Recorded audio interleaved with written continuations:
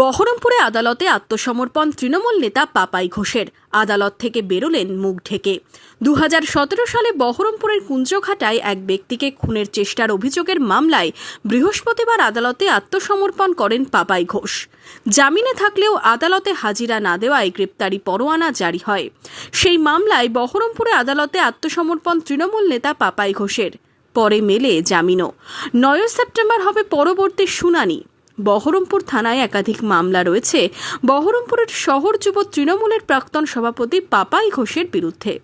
আত্মসমর্পণ নিয়ে কি জানালেন অভিযুক্তের আইনজীবী?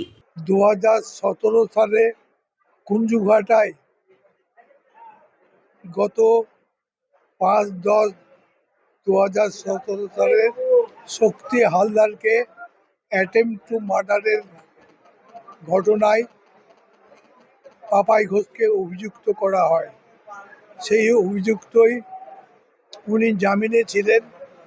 গত 5ই আগস্ট 2020 সালের ওর অনুপস্থিতির জন্যে ওর বিরুদ্ধে ওয়ারেন্ট অফ অ্যারেস্ট জারি হয়। সেই মামলায় আজকে মাননীয় দায়রা বিচারকদের কাছে পাপাই ঘোষকে আমি আত্মসমর্পণ করিয়েছি।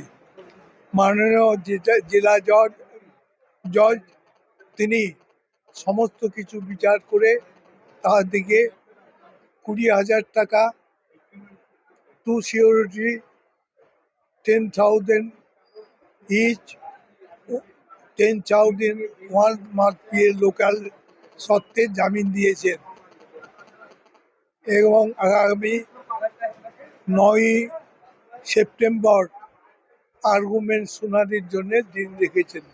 Bureau report, Madhyabanga news.